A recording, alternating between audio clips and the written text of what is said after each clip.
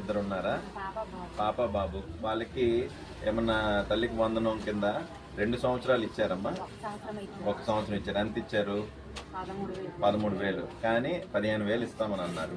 2 సంవత్సరాలకు కలిపి 15. అప్పుడు చెప్పారు కదమ్మా, నీకు 15,000, నీకు 15,000, నీకు 15,000 అని ఇస్తా అన్నారు. కానీ 1 సంవత్సరం ఎక్కొట్టేశారు. రెండోది, మరి ఇంట్లో ఇంకెవరు ఉన్నారమ్మా? అంటే ఆయన వయసు ఎంత? 40 సంవత్సరాలు. ఆయనకి మరి ఉద్యోగం ఏమైనా ఉందమ్మా? ఆటో. అంటే మరి నిరుద్యోగం కింద. మరి ఆయనకి నెల నెల 3,000 రూపాయలు ఇవ్వాలి. ఇస్తున్నారా? ఇవ్వట్లేదు.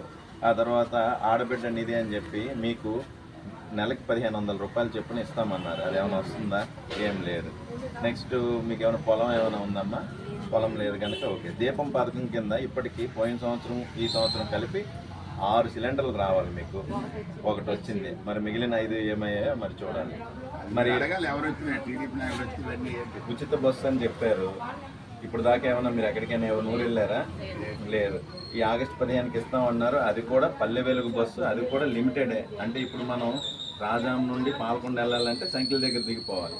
అలాగే ఇక్కడ నుండి మనం శ్రీకాకుళం వెళ్ళాలంటే పొగురు దగ్గర దిగిపోవాలి. అంటే తక్కువ డిస్టెన్స్కే ఇస్తామంటున్నారు. అది కూడా జిల్లా లోపల చాలా కండిషన్స్ పెట్టారు. ఇలాగా మన అందరికీ కూడాను, అంటే రాష్ట్ర ప్రజలందరికీ కూడాను 50,000 పెన్షన్ ఎవరికైనా వచ్చింది, అందరికీ మోసం చేసింది కూటమి ప్రభుత్వం. చేసిందా లేదా? ఆ మోసాన్ని జగన్మోహన్ రెడ్డి గారు ప్రతి ఇంటికి ప్రతి ఒక్కరికి కూడాను తీసుకెళ్ళి చెప్పమన్నారు. అందుకనే మేము అందరం వచ్చామమ్మా.